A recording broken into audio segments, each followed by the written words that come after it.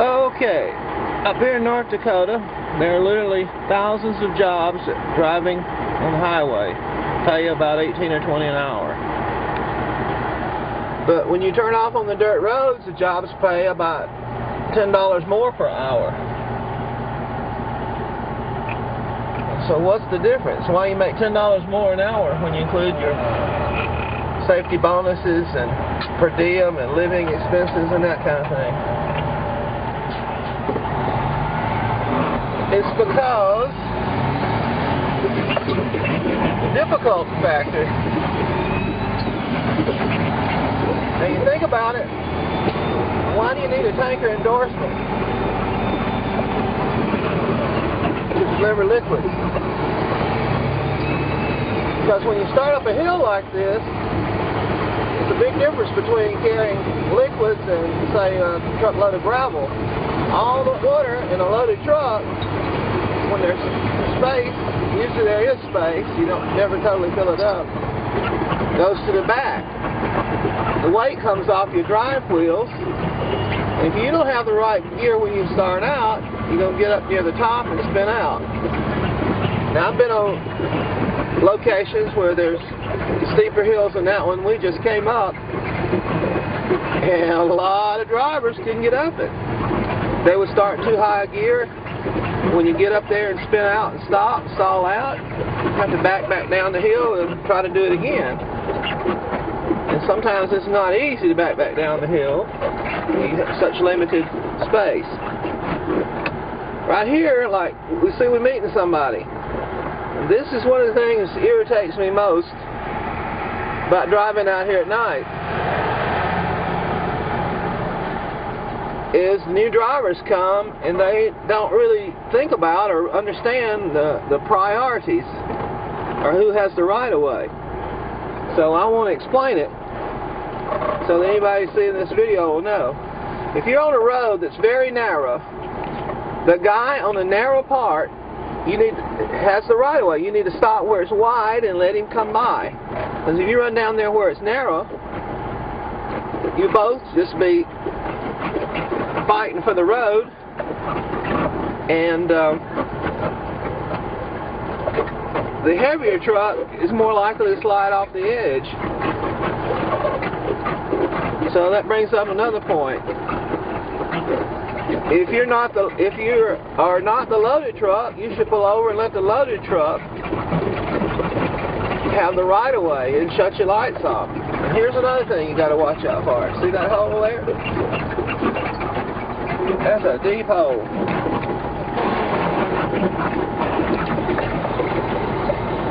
So if you slide off in that deep hole, you're going to break something. The other thing is that, so if you're coming up a hill, or if you're not the one coming up the hill, you should give the right of way to the driver coming up the hill. You should give the right of way to the driver on the narrow spot. Find a wide place and let him pass. You should also find a... Hold on, I gotta get turned around here. Okay, here's another thing on the driving part. When you come in and you have to make a hard left turn, like right there, and go up this road here, trucks are backed up, waiting, and a bunch of them are up in there unloading. But people go up there and park right in that turn. Well, not only is it blocked, anybody that might want to go down the road there, but drivers coming out can't swing around, and that forces them to drag the back end through the ditch there. So where you stop is important. A lot of times drivers will pull right up to like past that little mud hole there. So obviously the driver making that turn has to cut back hard to get on the road, and that forces him to drag his back end through that ditch. And when you drag your back end through the ditch, it'll raise up, it'll twist your trailer, from the fifth wheel and raise up your drive wheels, and you just sit there spin. And you can lock your differentials and pull out of it, but a lot of times you have to get somebody to pull you out.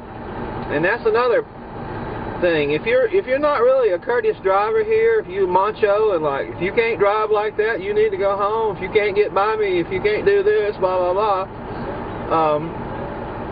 people gonna catch on quick to your attitude, and believe it or not, everybody slips off the road when it gets covered with snow and ice, gets stuck a little bit, and if you're a jerk, nobody's gonna take your water and pull you out of the ditch. Unless you just happen to be in everybody's way, you'll sit there, and you can call a wrecker and pay them $1,000 or more to come pull you out. So these people out here you're working with are the ones that going to be there when you're sitting out there by yourself and have a broke down truck, or your front wheel slips off, or something happens and you get stuck in the mud or whatever. So it really pays to be helpful and nice to everybody, and turn off your lights and give the trucks the right of way that are in a tight spot, or trying to get up a hill, or the ones that loaded coming into the sites.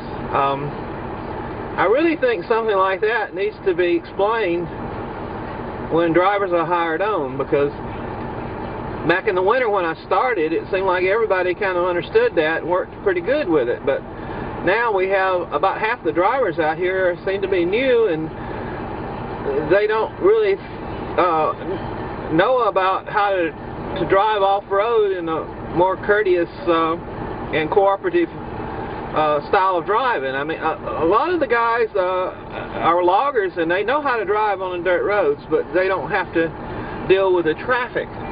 If we look over here at this site, you can see sand trucks there. There are trucks going in and out constantly. Another thing is when you're going or sitting on the road or going in and out of these sites, and the guys that work in that site come in and out in the pickups, you don't know, it might be the company man, and if you are discourteous or block him or have your bright lights in his face, you got to understand the company man is like the captain of the ship, and if he don't like what you're doing, he'll kick you and your whole company out of there. It might be with a big oil company and millions of dollars worth of businesses at stake, and your jobs and the jobs of your co-workers. So when you go in there, you really got to be respectful. You're on their property, you're a guest there, and you need to cooperate in any way you can to get unloaded and get out of their way. So just keep that in mind, and it'll help you get along with a lot of people and have a more pleasant experience out here. Okay, we have a truck coming out. What we have here is two trucks waiting, and frequently on these roads they start to give out on the edge. So this guy here, he don't want to get all cockeyed and sideways. None of us do, but he's leaving just a little bit of space there. And he left enough. But you need to be more courteous and try to leave as much space as you can. Now sometimes you really don't want to pull over. I mean, if it's wet enough there, you could get in a mess. So it takes a lot of skill maneuvering sometimes to make this work. See, the truck in front of him, he pulled on over there. But a lot of times those trucks there will run way up to that road, and then when you come out, let's see, can we see it? In every turn you look at, there's trailers being dragged through the corners usually because someone didn't give them enough room. There'll be tracks. Sometimes they get so far off the road that even when they get unloaded, I was at one site and a guy cut sharp, and he had a sand truck parked out on the road, and he had to cut back hard, and his trailer went so far in there that after they unloaded him, they had to go and beg the company man at the oil rig to let them borrow their forklift, or the big front end loader, which actually had a forklift on it, and get the truck out of there. And you know, that's pretty embarrassing. It doesn't make your company look good, and those guys know who you are. It's written on the trailers. So if you go in here and screw up, they overlook it. They're used to a lot of it. They overlook it, but you know, you catch a guy that's got a lot of pressure on him to get that frack job over with and start seeing how much oil they're going to get out of the ground, and he's got the whole crew in there, and he's worried about the safety problems of working in there and working heating the water and high pressure and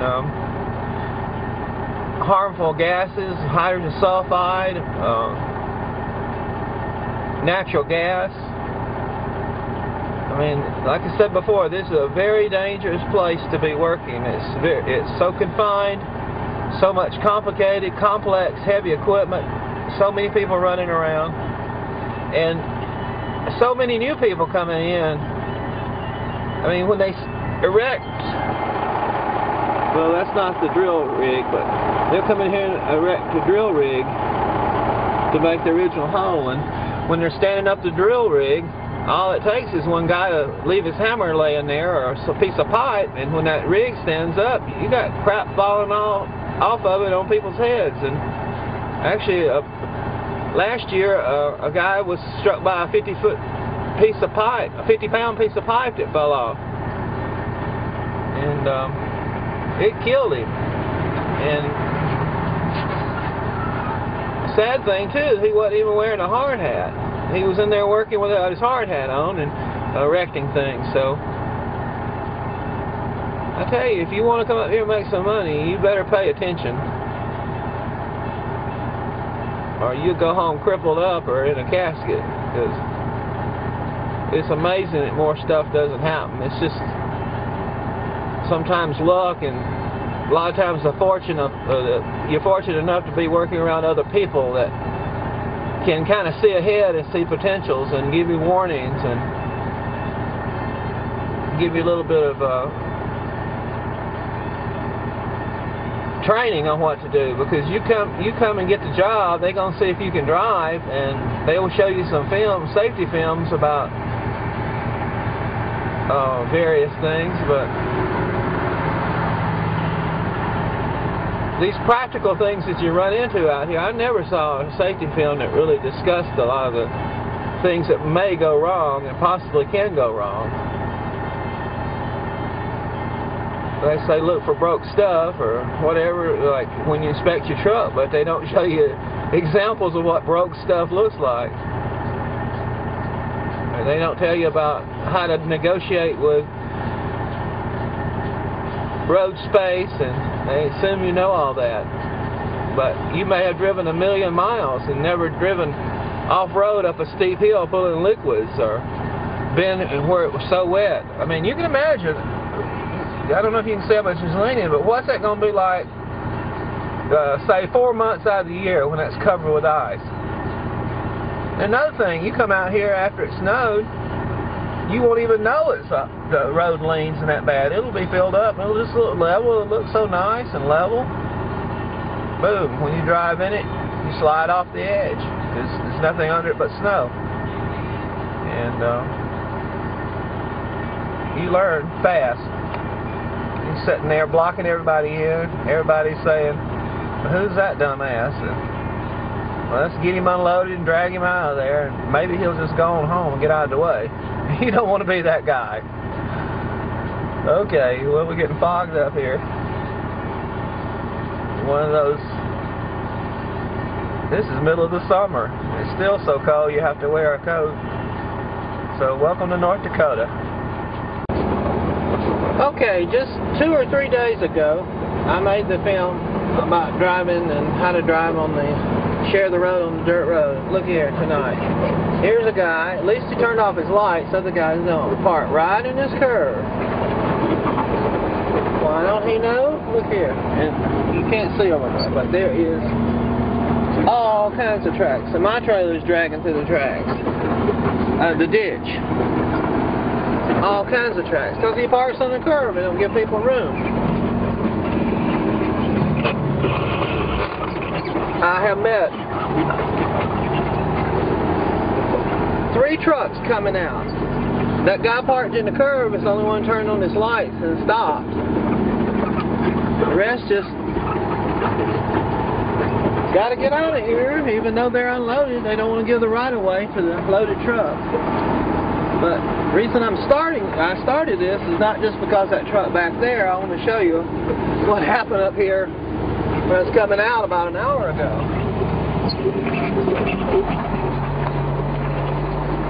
If we can look, I'll get right here. Well, let's see.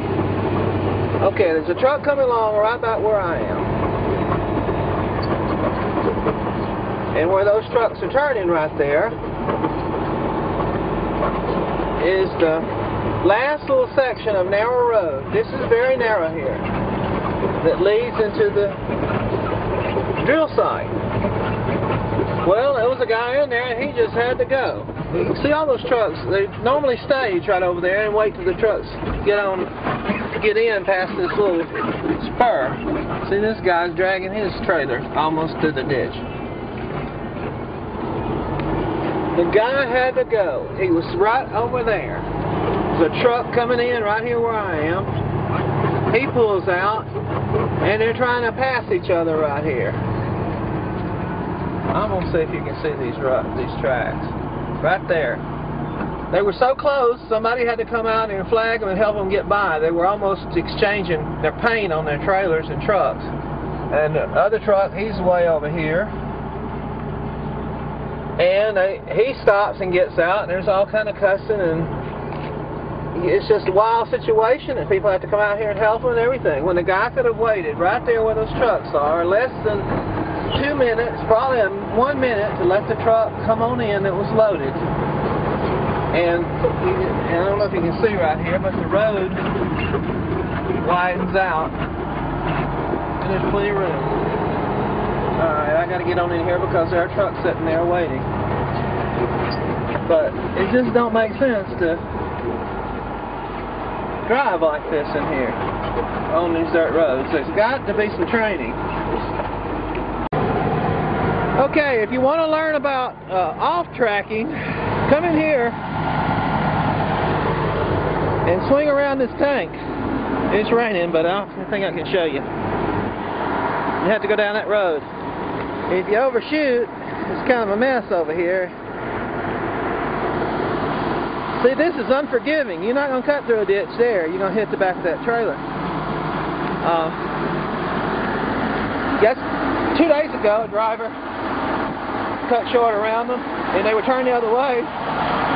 He hit that pipe right there and tore up the side of his tire and blew it out. He had to go in and get it fixed. So he lost a few hours because he had to shut down and go to town, which was over an hour drive both ways, and to wait on them. So I don't know who paid for the tire. Here's what I was talking about before. See, they're all linked up because we're putting hot water in here. If it was linked up before we came, it wouldn't matter where we put the water, it would go everywhere.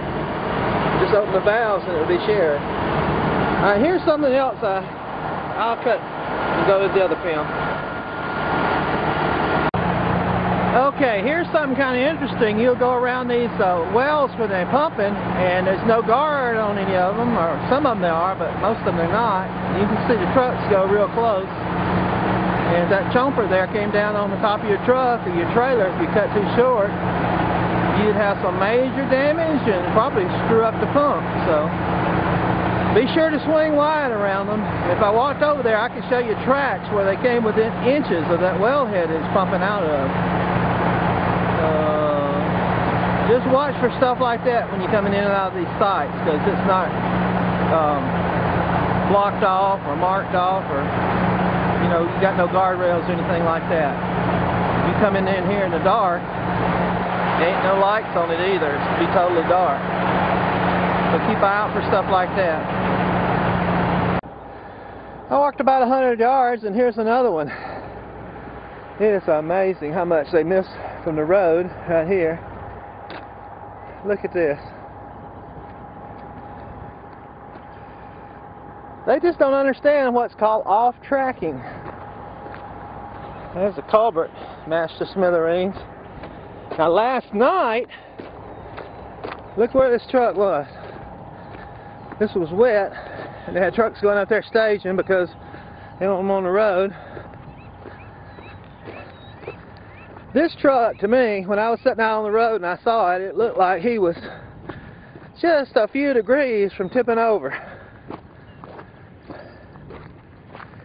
And his trailer was out there blocking the road. He was right there in that water. That trailer was so close to tipping over. His truck was up here. I don't see how he got through that. He had to drag it down. Anyway, he was blocking the road, so a couple truckers from over here, look at that mess. They were staging up that road there for the water plant. And they were having a pass on the road here going in and out. But luckily there was a couple trucks over here, so one backed up and couldn't pull him out. Even though he hadn't watered up, he was empty, but he was so far in there. So they got a hold of, walked up there and talked to another trucker who had gotten water, had filled up with water and was leaving. And the loaded truck came and backed up and connected to the truck that was originally trying to pull him. And both of them pulled and yanked and jerked and finally got the guy out of that hole and back up here. And then, I don't know, probably him too. I don't know who it was, but somebody had to run through. Both wheels missing the culvert. Right here, to go up in there to get water. Okay, here's some things truckers really need to know about. You see these anchors for these wires? I don't even know if you can see them, but they go up to there. Yeah. Several of them.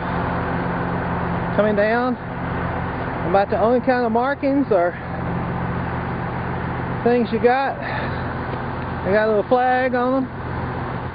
About 6 feet high maybe. Problem is when you're right over here at night, filling those up, you're working pretty close to here.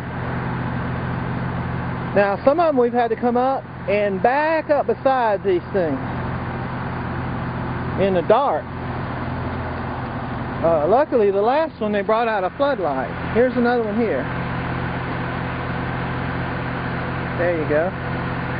That's not a whole lot to see at night. And if you back under right here, look at there. You got to be way back from this thing before your truck is going to clear that wire up there. See, I'm out here right now. I'd say 50, 60 feet or more, and that's probably just enough to clear. So when you come out, you need to find these things if you see there's a rig set up. Now some of them where there's more traffic, they'll put a piece of equipment to keep people from cutting under it and catching it. But see what would happen if a loaded truck hits that guide wire, it's going to yank that whole rig down on top of you. A loaded truck would probably pull those out over there, and that whole rig would topple over on your head. It don't take much to yank it down. If all it's holding is a few of these little eye hooks. Let's look at it. See? A loaded truck would pull that out of the ground, might not even feel it. And I've seen tons of these that get run over and they just flatten them out. So please be careful if you go into a rig. It may not be light at all. I don't know. I'll be here after a while and I'll see. But you got to be careful going around them and going under them. Now, I'm going to stop making another video about this pond here. Okay, we're back out here at the rig on location, and there is not a light of any kind anywhere. I'm panning all the way around, back. I'm going to hit the lights, and you can see there's the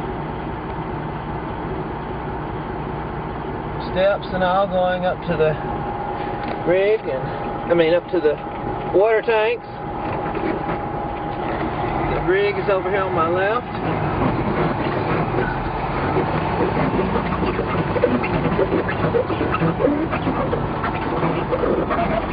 Here's the row of tanks we were looking at today.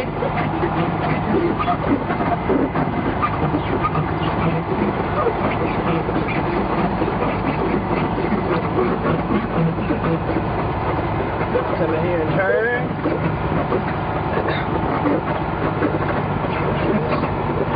Go down beside them.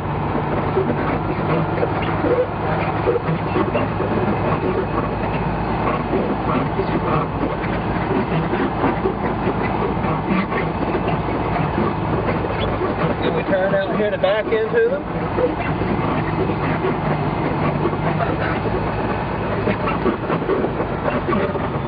And can you see that right there? There they are. We'll pull up here kind of beside them so we can back up to the... There's more right over there, but you can't see them. Here's the rig in front of us. And the tower going up. No other trucks are here right now. So, if something happens, I hope somebody comes soon, you know. Should nothing happen, though. I'm aware of this because I was here in the daylight. So I get on here and back up and get unloaded. Okay, this is the road just outside the rig we were looking at. And as you can see, it's closed. This road was also closed when we were delivering water out here. But what the oil company did was came and moved the stuff out of the way, except for the road closed sign that blocked off part of the road, and told us to go on in and deliver the water. Well, that was back by the highway, and they got in some trouble about it. So what they did was they came up here, had to circle around and come back in from the other way, which is ahead of me here, about 1 or 2 o'clock in the morning. So we're coming in, and we've got to turn off a little narrow road and get past the road closed sign. And it was very tight. It was a place where you could, you know, go off the road like that. And it was just a dangerous turn to try to get from one dirt road to another with half of the road closed where you had just about enough space for a pickup truck to go by. If you don't think it's bad, I think you can see this. This was about 2 weeks ago, and it's about an hour drive from here where this happened. It was real muddy and the truck rolled over. And also, just before, can you see that on my cell phone? I passed this truck that it slipped off and rolled over. Same kind of situation where he was going around something and he got too close to the edge and it rolled over. So this happens here quite frequently on these bad roads.